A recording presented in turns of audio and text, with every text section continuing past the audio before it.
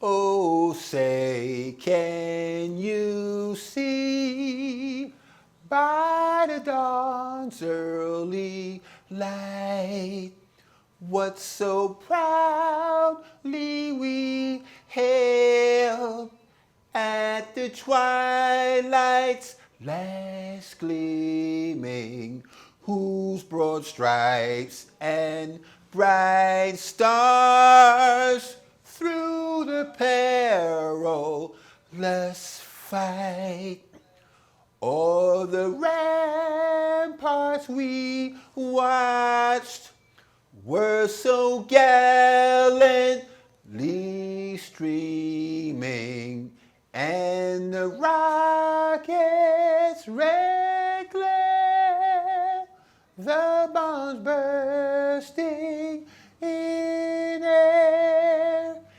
gave proof through the night that our flag was still there. Oh, say, does that star-spangled banner yet wave o'er the land of the free and the home of the brave?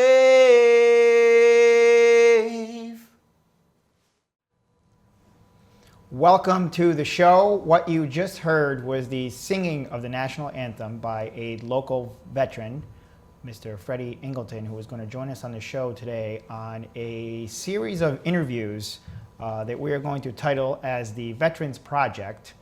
And we're going to interview local veterans from our area, and we're going to hear their stories and document them on this show as part of this project. So welcome to the show. This is the first of a series of interviews with local veterans, the Veterans Project.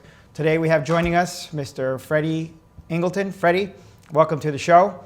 Thank you. Terrific job on the singing of the national anthem. We have quite a bit of experience with that. First of all, I want to thank you for your service, and thank you for being on the first of a series of interviews here, as we talked about earlier. So maybe we'll start off a little bit about your history. You are a veteran and you served overseas. Let's hear a little bit of how your military career started. First of all, I'd like to say my family, my grandfather was in the U.S. Army, and my uncles was in the service as well, U.S. Army mostly. And one uncle out of many was in the Air Force. So it was a family tradition, Assemblyman Angelo Santabarbara. And my cousin joined the U.S. Army during Vietnam War. I followed behind him in 1972.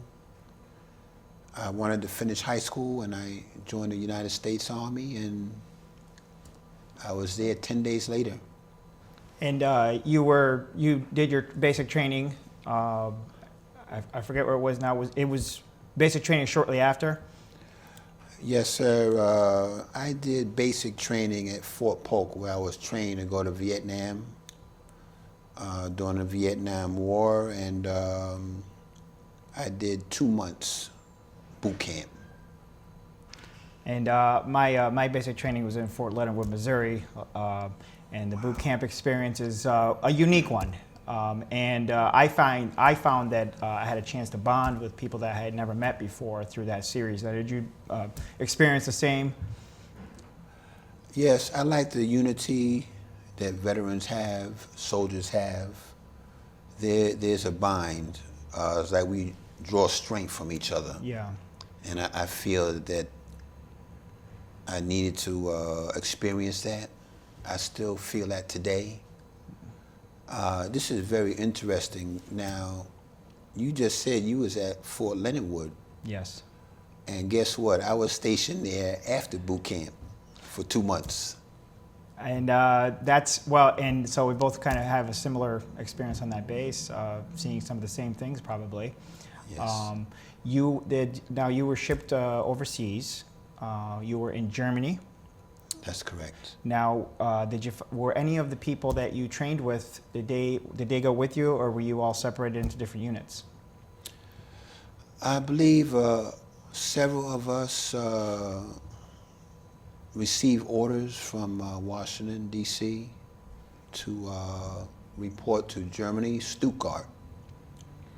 Stayed at Stuttgart at first, that was my orders, and then from there I was sent to Nuremberg. That's where I was stationed. Okay. In Field Artillery Unit. And some of your, how long were you stationed overseas? How long were you there for? I stayed in Nuremberg, West Germany for one tour, which is equal to 18 months. And yes, 18 months. And during your time there, and that must have been quite a change, just going to basic training and then getting shipped off, and you're in a different country now. What are some of the experiences that you're able to talk about while you were overseas? My experience is I was 18 years old, and I had a chance to interact with many soldiers in various other units as well. I felt I was one of the youngest, and I had a chance to work and be trained by the elders, like the sergeants and the commanders. And my experiences was security first. Security, I was very good with security. They trained me very well. So well, in fact, that I did security as a deputy on the front base. I enjoyed traveling, and though it was very cold in Germany, I've learned to take care of myself as an individual and a soldier. And some other experiences I had was how to handle cold weather, Yeah. live in cold weather, survive in cold weather, secure where we're at, where we're stationed in the perimeter, guard duty, and doing my job. And I think that goes along with the military experience. You do learn how to take care of yourself and survive in situations. And I found that, I found myself doing things differently once I had gone through basic training. Even after, even beyond that, I found myself eating differently. I found myself just on a different schedule. Now going overseas, I know that does change you mentally as well. Now going overseas, what was it like? How did that change you as a person? Going overseas. Well, first, if I could go back to the boot camp. Yeah. Yes. Now, they was more focused on us New Yorkers, because they said we was harder to train. And the guys from Chicago and Detroit, they put us all in the same unit. And they gave us the strongest drill sergeant. So he had us doing a lot more than the other platoons. And I came out very strong and confident and sharp. And when I went to overseas, it was more like doing my job. I was a field wireman in the Signal Corps, communications, and not as much, vigorous training, sir, like the boot camp. But I had to learn how to adapt to the cold weather. And it was not as intense with the physical training overseas. Right. And then it was more focused on doing my job. And the training kind of prepares you in a way and then actually the hands-on actual work was slightly different. But the working together, the teamwork, the bonding, and then finding yourself with some new people now in Germany, that kind of happens all over again. Is that what you experienced? That's correct, Assemblyman. You said it perfectly. Feeling like you're meeting other soldiers and adjusting. And Yes, since then, since your tour in Germany, you came back. Now you live in the city of Albany. yes, sir. And is that where you were after you came back? I was born in St. Louis, Missouri, Okay. Assemblyman, and 3 years later, I was raised in New York City, 1957. I was born in 1954, Yep. raised in New York City, 1957, across the street from Channel 5. Okay. And I really enjoyed New York City life back then. And 1969, we moved to Queens, New York, Hollis, Queens. And then I moved upstate later on, Peekskill, and then Albany. And where I met you at the VA hospital, which is where you are now, and you're helping other veterans with your services there. Do you find that a good fit now, having served and having traveled, that you're at the Albany VA hospital? Yes, it's a good fit for me. I'm a volunteer at the Veterans Hospital, and so I'm at the point now, Assemblyman, where I do service to veterans, and I feel comfortable and feel like I'm in the right place. Sometimes I feel like a veteran to a veteran, or all veterans, it's like we're different, and I could connect with you guys. Like, I feel comfortable with you being a veteran, and just wanted to share that. And I found myself in preparation for this series, going through some old photos and thinking back of all the people that I met during my basic training, and there was a few of them that I still kept in touch with for a while. Are there still people that you have served with that you are able to keep in touch with? And I know things were different then. It's not like today with internet and email and Facebook, but were you still able to keep in touch with some of your colleagues? No, I wish I could have. Now that you mentioned it. And that's been an ongoing concern, that people would love to get reunited with people that they served with, and maybe at some day we can find a way to do that. But I hear similar stories as well. But and looking through old pictures and photographs, I do remember, and the memories come back, having served with people from all over the country. And it really is a unique experience, and just as you described your experience as well. And I had a chance to meet you during Christmas in July, the Christmas in July event at the VA hospital, and that's how we connected, meeting, helping other veterans as well, participating with groups like AMVETS. Do you find that your experience in helping other veterans is also as rewarding as it was, years ago, serving in the military? Now this is sort of a second phase on helping others. I like how you said that, helping others. And when I had joined the service, Assemblyman, I was 18 years old. Now I'm 59. And it's different, my outlook now. I see the importance of veterans connected with each other. It's important. It makes me feel like I'm in the right place, And I'm always at the VA for some reason. Yeah. Because I feel like I belong there to do service and to and that's where I get taken care of too. I get excellent services there. And it truly is an important service for our veterans to be able to have the VA hospital nearby.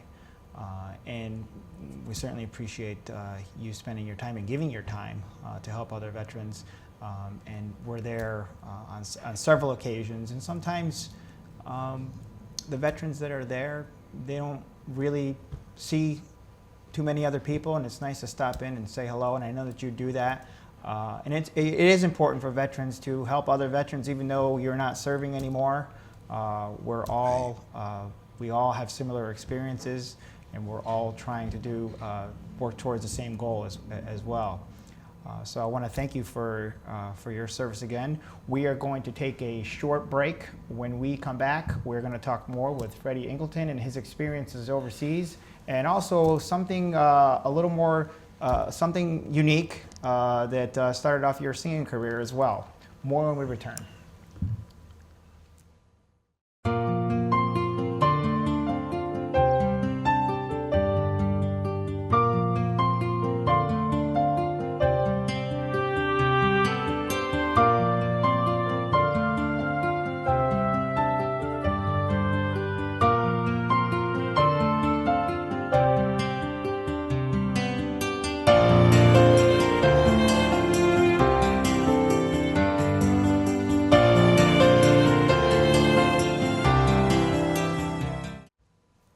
Welcome back to the show.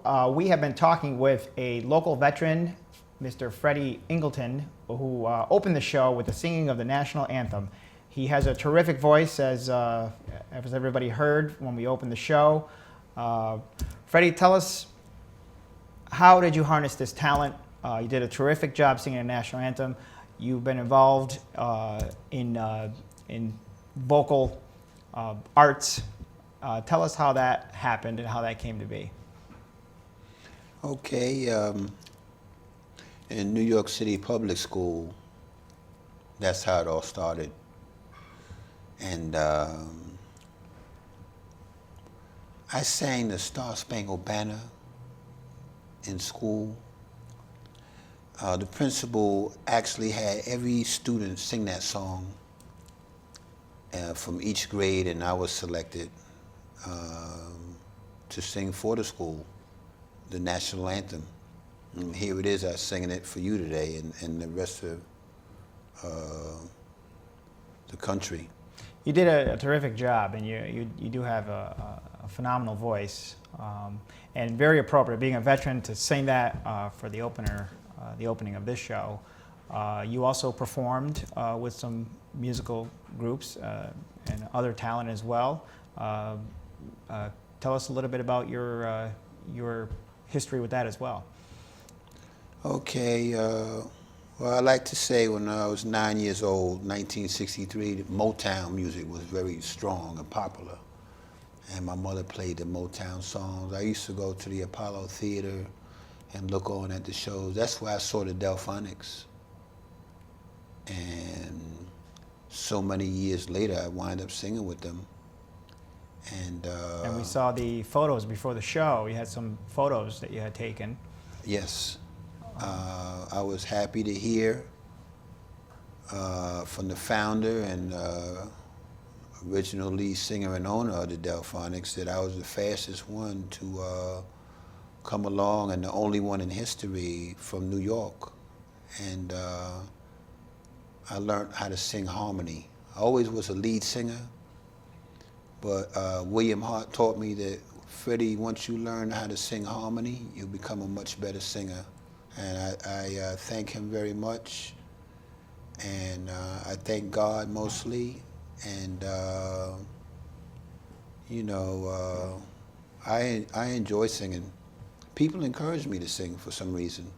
Well, and I'm sure it has to do with it's a terrific voice, fitting for a singing voice.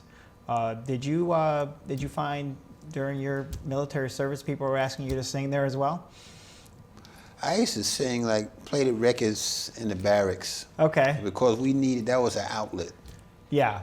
They played the different songs, and I would just sing along with them.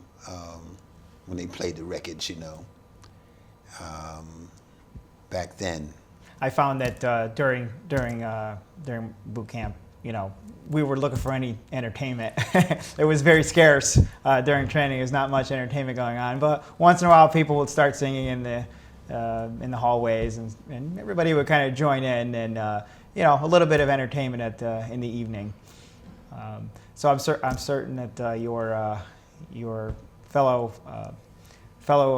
trainees appreciated the singing as it was happening during their time in the barracks as well. Yes, sir. And going back, so you were able to sing with the Delphonics. And Blue Magic. Okay. I started singing with them later, as well as doing solo. I'd like to mention, Mr. Assemblyman, that Schenectady has been very supportive to me. I've sang at their college a few times for Black History Month. Okay. And I received a couple of awards. One being a musical scholarship program for students, which exists off of donations. And I'm very happy to have received that award for college students. So far, there's been 2 recipients. That's fantastic. Congratulations on that. And you kind of travel throughout the area in the Capital District, and you know, you sing in Schenectady, Albany. You're serving in the VA hospital. You're getting around and being involved with the community, which is very good. And I appreciate all your efforts on that. I'd like to say as well, Mr. Assemblyman, I am the Star Spangled Banner Man. Somehow it turned out that way. I believe I've sang at a half a dozen events for the Veterans Affairs. In fact, I'll be singing this Saturday at the car show. Oh, great. National anthem and so forth. Yeah, we'll have to catch that. Well, if you do a spectacular job at it. Thank you. Let's jump back to your service overseas. One of the things I wanted to talk about on this show was when you did one tour in Germany, which you said was 18 months. Right. Now, spending the time in Germany, 18 months, now Right. you come back home. Right. I hear a lot about this, readjusting when you come back home. What was your experience like going overseas, spending your time there? Now you have to readjust when you come back here. It was a big adjustment for me, and I felt out of place, and for a long time. And after a little while, after unemployment, I went to school, and later on they had a veterans program called MOVA, Mayor's Office of Veterans Affairs, and they had another program called CETA, which was federally funded for veterans. And I believe you could work 18 months, and then after that cycle, another veteran comes in for 18 months. And that's what happened for me. I felt that it wasn't easy at first coming home, fitting in. Yeah. And I think people needed to adjust with us. Yeah. Yeah. And that's an issue that's been ongoing, trying to do more for our returning veterans and trying to make that adjustment as seamless as possible or as comfortable as possible. And I hear similar stories from other veterans as well, that when they return home, there's a period of, both mentally and, things that have changed in their communities as well. Right. And it seems like your experience was very similar. Were there any particular events or any particular experiences that you wanted to talk about that happened overseas while you were in Germany? Well, I did security on the front gate, so that was a challenge. I was very good You know what I mean? So people wanted to try to come in. I was trained so well that, you know, I had to tell them, I'm sorry, you can't come here. We have rules we have to follow. That's basically what it was. And Outsiders trying to come in.